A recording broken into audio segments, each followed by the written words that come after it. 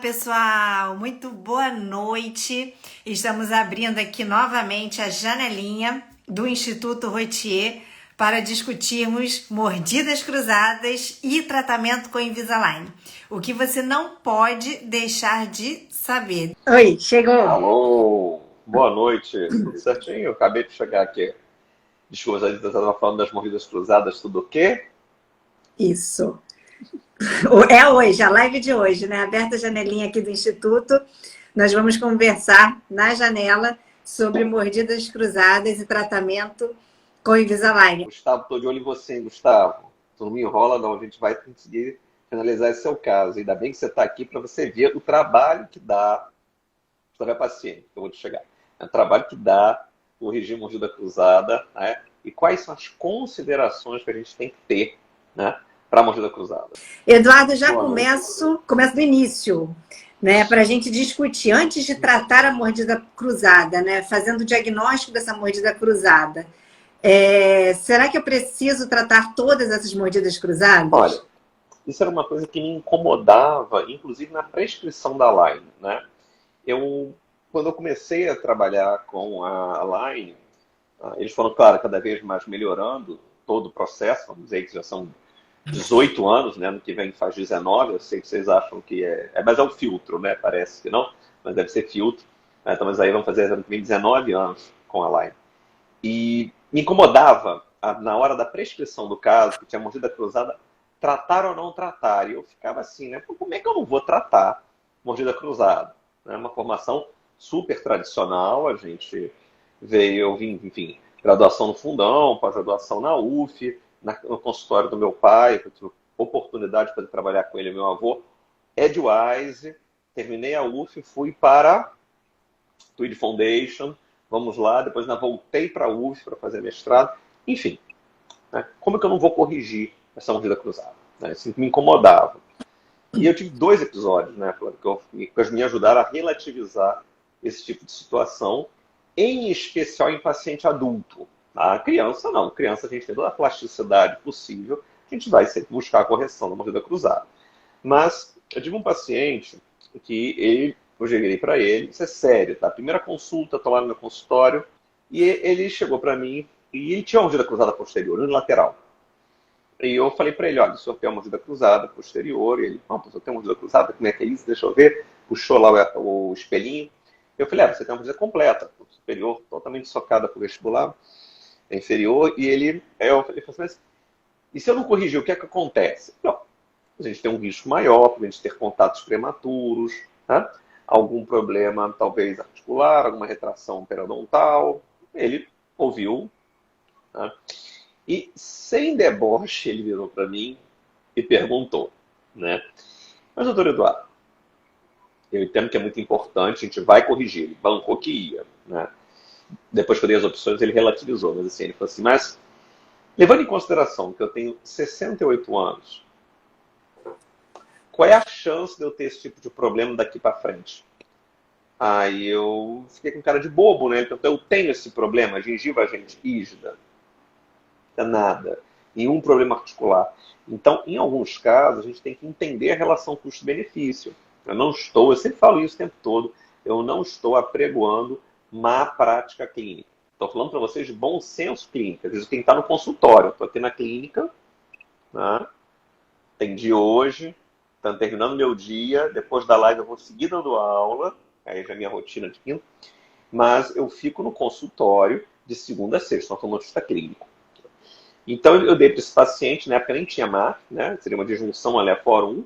Hoje você tem MARF, você tem MARF, pode disjuntar em adulto. Tá, o paciente quer, ele pode pagar.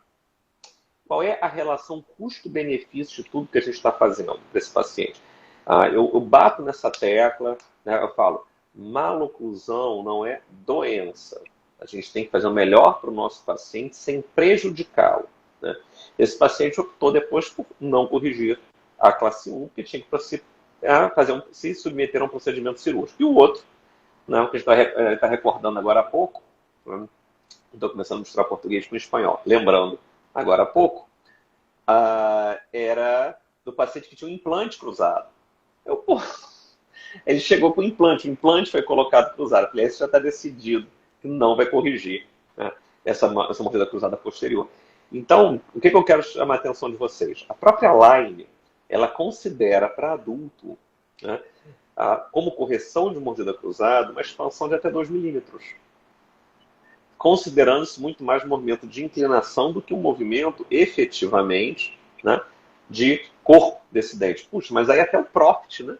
Você não precisa ir longe. Você pega o Profit, edição de 1995, aquela de capinha azul fina, em português. Ele tinha lá e ele falava que a expansão era mais ou menos até os 2 milímetros, considerando a inclinação dentária. Então, gente, não tem mágica, tem biomecânica e tem o que pode ser ou não feito para o paciente. Então, em algumas situações, né, se não em todas, em especial em adultos, você tem que expor as opções para o paciente. E uma opção que muitos pacientes acabam optando, então eu não vou querer corrigir essa mordida cruzada. Tá? Qual a experiência que eu tenho no consultório? Né? O paciente que tem uma mordida de topo, ele até vai. Tudo bem. Se a mordida é 100% cruzada, não adianta, não vai descruzar, só com alinhador. Né?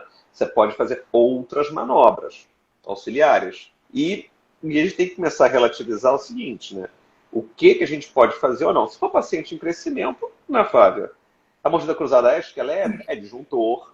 Né? A gente não está considerando aqui alinhador também para a correção de mordida cruzada. Né? Você tem uma mordida cruzada, que a indicação é um IREX e um RAS. Então, assim, é que eu gosto de pontuar que não é para fantasiar. Né? Puxa, Eduardo, mas a criança tem uma mordida cruzada posterior, tem uma atresia de maxila e a indicação é um RAS, né? Um IREX que seja. Tem indicação para disjunção. Será que eu posso usar o Invisalign? Não, é movimento dentário, não tem força esquelética, é outra coisa. Né? Então, é força, tá, para disjunção. É força para disjunção, disjuntores tradicionais que a gente trabalha. Depois, se você quiser, num segundo momento, você entra com alinhador. O paciente não quer alinhador. Tá bom, bota aparelho fixo, vida que segue, isso não é problema. Isso é solução. Tá? Boa, Eduardo. Então, vou só recapitular para quem entrou agora. Okay. A gente estava na parte aqui de definição, né? Diagnóstico. Mordidas cruzadas em adultos, mordidas cruzadas em pacientes em crescimento. Mordidas cruzadas em paciente em crescimento, sim, nós vamos corrigir e avaliar se não é necessário uma disjunção, né? Com aparelhos clássicos, né? RAS ou IREX. Não sai de moda, o clássico não sai de moda. E a mordida cruzada em adulto, avaliar junto com o paciente, principalmente o biotipo gengival desse paciente, porque você vai precisar fazer expansão. E considere o movimento mais previsível é inclinação das coroas e não movimento de translação. O movimento de translação não é nada previsível. E Alisson participa da seguinte forma. Esses 2 milímetros, né, de expansão, Eduardo, que você estava falando para pacientes adultos, podemos ainda dividir a conta, aumentando um pouco mais, trabalhando ambos os arcos, superior e inferior, pensando de repente em um pouco de contração em um arco e expansão em outro, certo? Justamente. A gente sempre fala isso aqui no Instituto, justamente, de dividir a conta. Né? A gente pode trabalhar desse jeito. Lembrando que, né, quando a gente contrai, em especial a mandíbula, também vamos ter as nossas limitações, porque a mandíbula tem aquele formato, as dentes estão naquele formato por alguma razão. Lembra quando você tem mordida cruzada posterior? Né? Uma das razões pode ser aquela postura baixa de língua, o paciente é respirador bucal, respira pela boca, a língua ocupa a posição mais baixa, e aí ela que vai moldar muitas vezes a forma do arco. Se eu contrair muito o arco inferior, que eu acho isso até mais válido assim, um detalhe, ou então um recurso para o adulto, né? Criança não, disjuntores, pode tudo bem. Mas no adulto um recurso, né? Estamos tentando tudo que a gente pode, então contrai um pouquinho, mas lembrando da instabilidade, tá? Ou provável instabilidade desse tipo de movimento, porque a gente está jogando o dente contra a musculatura. A musculatura está lá, não tem mágica. Tá? E aí a gente pode começar a pensar também, né, Flávia, em outras mecânicas auxiliares, até para o adulto também. Tá? Perfeito. Uma coisa que eu acho importante, que nem você pontuou, em todos os casos, vou frisar isso aqui mais uma vez, tá? Você está atento ao biotipo gengival desse paciente. Tem uma mordida cruzada. tem aquela gengiva superior, né? Tem aquela gengiva inserida grossa, né? Tem aquele osso, aquele rebordo que sobra, né? Ele vai para o lado, parece até uma exostose que ele tem. Poxa, a gente tem margem, eu não preciso nem de tomografia para saber que eu tenho uma margem, né? Boa para trabalhar ali, ou pelo menos aceitável. Agora, tem mordida cruzada, aí você olha, quase uma linha, né, da gengiva inserida, assim, uma faixazinha de gengiva inserida só, né? Aquele osso que você olha e vê o contorno da raiz através da mucosa. Não vai dar certo. Está pedindo, você não vai nem expandir num caso desse. Aí você tem que começar a relativizar. Eduardo, mas ele não vai corrigir a mordida cruzada nesse caso? Aí relação custo-benefício, né? Corrigir, que lindo, olha a raiz aparecendo ali, olha a retração. Então, assim, tem muitas coisas que fazem parte do jogo, né? Então, eu sempre falo que tem que avaliar cada caso, sim, e tem N pontos que a gente avalia para esses casos. Que grande parte dos nossos pacientes adultos, né, considerando quando chegam no consultório com mais de 40, mais de 30, com mordida cruzada já instalada, grande parte deles já apresentam retração gengival, né, pelo erro, pelo contato ali prematuro que já tem instalado e já estabilizado dessa mordida cruzada. Então, avaliar esse ponto do biotipo gengival é importantíssimo na movimentação dentária simulada. E todos esses pontos nós colocamos também, nós e nossos planejadores aqui do Instituto, na consultoria, né, que tem o nome de CEDOC, a consultoria dos nossos planejadores, que é uma avaliação do seu planejamento ortodôntico, onde aplicamos no ClinCheck para tornar mais previsível, né? E pelo menos 3 planejadores avaliam esse ClinCheck. É isso, Eduardo. Eu vou voltar no que você tinha falado, em uma palavra que você falou, sobre estabilidade de tratamento de mordida cruzada. Eduardo, sobre estabilidade dessa correção da mordida cruzada. Falamos que o ideal seria dividir conta, né, com um pouquinho de contração inferior, um pouco de expansão superior. Mas e a estabilidade disso? Bom, qual seria a contenção que você indicaria aí para esse paciente? Vamos pensar da seguinte maneira, né? Primeiro, se você não corrigir, nada mais estável do que a oclusão original, né? Do que a maloclusão, já está super estabilizado, não tem problema.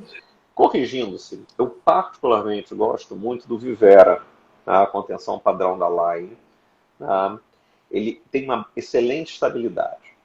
Eduardo, mas o paciente não quer pagar pelo Vivera. Então, eu sugiro que você faça, se você for usar a placa de acetato, faça um recorte, mantendo um pouco mais de acetato no céu da boca. Não faz aquele recorte bonitinho, dente a dente, não, porque aquilo perde um pouco o formato. Então, você pode ter um pouco de contração. Bota, pegando bem o acetato, como se fosse uma prótese mesmo, né? Bota ali uma extensão pelo palato, que aquele acetato no palato me ajuda a manter a estabilidade transversal, e aumenta a resistência também, ajuda a quebrar menos. E se você fez modificação, o doutor acabou de pontuar na arcada inferior, haciendo, mira aqui, fazendo um pouco mais de contração inferior, aí eu sugiro que você faça também o Vivera inferior, tá? Para que você possa ter também essa estabilidade. Porque o que ocorre muitas vezes, então, se você mexe nesses dentes, invade, o que algumas pessoas chamam de envelope funcional, ou seja, invade a musculatura do paciente, retrai o dente, contrai, ou expande demais, você bota um Vivera inferior também, senão você vai ter estabilidade canina-canino, mas você perde esse transversal e vai começar a ter recidivas. A Bianca pode falar para vocês da contenção em crianças.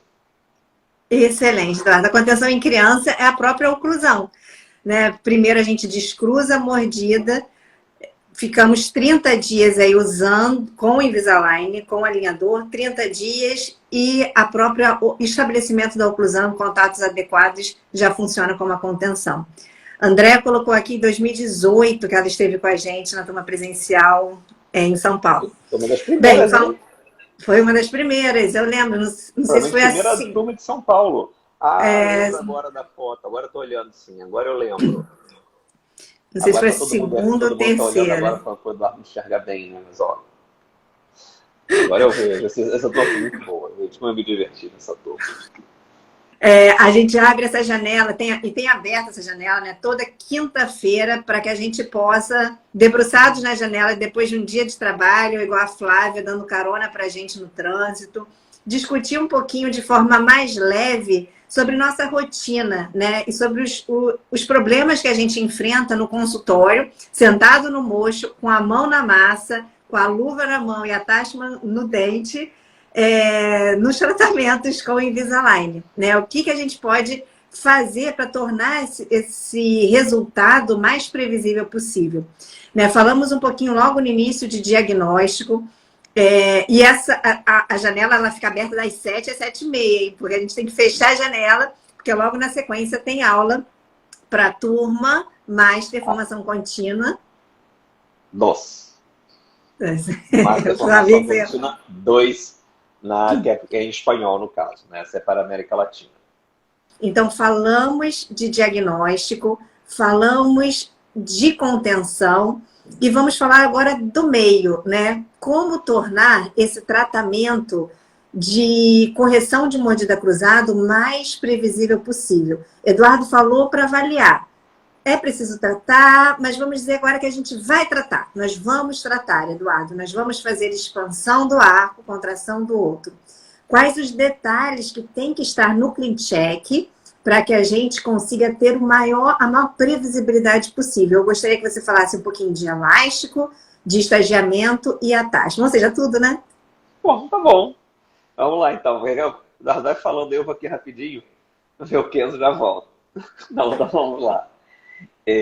Primeiro ponto, a gente costuma solicitar, especialmente se você tiver aquela oclusão bem fechadinha mesmo, botar um batente oclusal, tá, nesses dentes posteriores. Tá? Isso ajuda a abrir um pouco essa mordida. A gente bota esse batente só na oclusal dos molares inferiores. Tá? Você pede para o técnico lá, coloque 3 atáchimas de 5 milímetros formando um quadrado. Pronto. Aí ele forra esse quadradinho. Importantíssimo, não coloquem resina nesse atáchico. Não é para botar resina.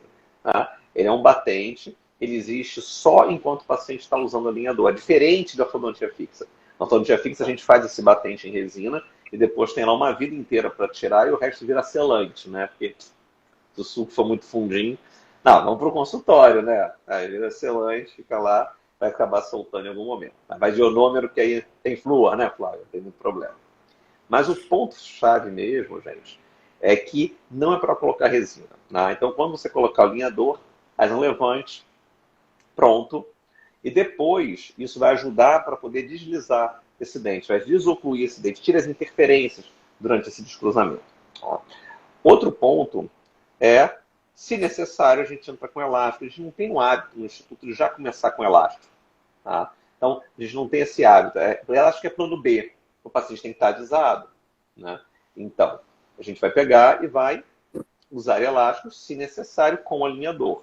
Recorta, né, a palatina do superior, recorta a palatina do inferior, coloca botões e bota um elástico cruzado. Perdão, vestibular do inferior. Cadê meu cartão? Isso. E até porque, Eduardo, existem alguns pacientes, né, e a gente já viveu isso, que com a introdução do elástico acabam desenvolvendo dores articulares, né? Ou são pacientes com histórico de dores articulares, onde o elástico é totalmente contraindicado, né? Sim, inclusive uma paciente, você está falando, eu lembro dela agora mesmo, né? Ela é uma paciente com histórico de disfunção, tinha mordida cruzada que gerava disfunção. Botamos o elástico para descruzar porque estava difícil, a gente está indo para a segunda sequência. Vamos botar o elástico para agilizar isso. Pronto. Ponto gatilho. Então, paciente que tem disfunção, evitar o uso de elásticos. E a gente vai contar, né, com a força do alinhador. Vamos fazer um pouco de sobrecorreção, sim, né? E até 2 milímetros a gente considera usar sem menor problema, o protocolo G8. Acima de 2, aí a gente faz o estagiamento. Sequenciamento desse movimento. Sim, Eduardo, falando de sequenciamento, eu acho que fica bem claro a gente imaginar o seguinte. Em ortodontia, a gente sempre trabalha com blocos de movimento e blocos de ancoragem. Quando a gente solicita esse sequenciamento para o técnico, a gente está fazendo exatamente isso, ortodontia. Eu vou dizer para o técnico mover alguns dentes em um determinado momento, enquanto outros vão ficar parados, servindo como ancoragem. Tá? Então, nesse movimento de expansão, acima de 2 milímetros, quando eu tenho 2 ou mais dentes fazendo esse movimento, região posterior, eu vou movimentar, expandir um dente de cada vez, em incrementos. E com isso, a ideia é termos ancoragem para esse movimento de expansão. E que nem a gente aprendeu na pós-graduação, né? A gente aprende na pós-graduação ancoragem dente a dente. Só que qual é a vantagem? Com o sistema da Align, você consegue trabalhar efetivamente isso, você consegue planejar isso de forma eficiente. Tá? Você consegue sequenciar, você consegue pedir isso para o técnico de maneira eficiente. Acho que esse é um dos grandes diferenciais. Você consegue realmente trabalhar essa ancoragem dente a dente dessa forma. Tá? Lembrando outro detalhe, né? Vamos lá para o Clean Check. Né? Eu chamar bem a atenção de vocês, está falando de expansões de mais de 2 milímetros. Tá? Então, existe uma ferramenta, o TMA, que é a ferramenta que a gente tem para avaliar a complexidade de movimento. Tá? O TMA, ele não registra expansão. Então, se você expandir mais de 2 milímetros... Ah, Eduardo, eu vi aqui no meu Clean Check, olha que maravilha. Está expandindo tudo, né? E está tudo previsível, não aparece nenhuma bolinha azul e nenhuma bolinha preta. Para quem não conhece, as bolas azuis são as bolas que indicam eventual necessidade de auxiliares. E a bola preta vai precisar de auxiliar sim, só o alinhador não resolve. Mas no caso da expansão, eles não são aplicados. Então você que tem que olhar realmente tabela de movimento, então bota sobreposição com grade, faz uma vista oclusal e avalia bem essa expansão que está sendo feita. Tá? Porque essa ferramenta não vai te avisar dessa vez. Ela é ótima. Inclusive, eu sempre sugiro que as pessoas usem sempre. Mas para esse movimento, fiquem atentos, tá? Como a Flávia falou, vai na tabelinha de movimentos lá, tem a de forma de ar, você vai conseguir ver a expansão que está sendo feita, e aí sim a gente vai conseguir, tá, mensurar melhor isso, avaliar melhor isso para a nossa tomada de decisão. Tá certo? E agora, attachment. Existe algum attachment assim, esse é o melhor attachment para esse dente que sofre expansão? Olha, se você estiver dentro do G8, você pode manter os attachments do protocolo G8 para expansão. Tá? Claro, se você tiver, às vezes você tem um attachment que é para expansão, mas o dente também tem tipping. A gente fala isso, né, no curso, a gente explora um pouco mais isso no curso. Tá? Um attachment que é otimizado para um determinado movimento, mas que talvez não seja bom para outro, porque foi uma escolha do computador. A Align cada vez mais acerta mais, mas é nossa responsabilidade, aí a gente customiza. E falando-se de customização, né, eu fico com um retangular horizontal de 3 milímetros, tá, que nada mais é do que uma versão de um slot, né, um segmento retangular. Já viram isso? O Engel inventou isso já tem um tempão.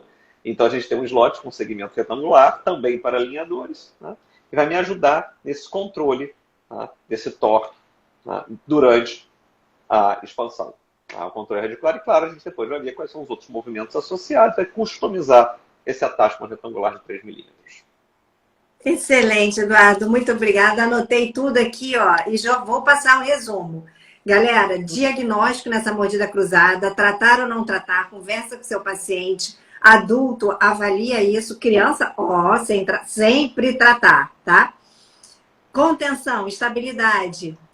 Mais indicado seria o uso do Vivera superior e inferior. E no seu Clean Check não pode faltar o attachment fake que Eduardo falou. Se você chegou agora, assiste depois lá no Instagram que você vai ter toda a nossa live lá completinha. Attachment fake, preste atenção no estagiamento, na ancoragem, avalie os botões de dificuldades que Eduardo que alertou que eles não aparecem e elástico. Falamos disso tudo. E vamos fechar a janela. Eduardo, muito, muito, muito obrigada. Galera, obrigada quem estava aqui. Gente, um forte abraço para vocês. Muito obrigado pela presença. Seguimos aqui juntos e tudo de bom para vocês.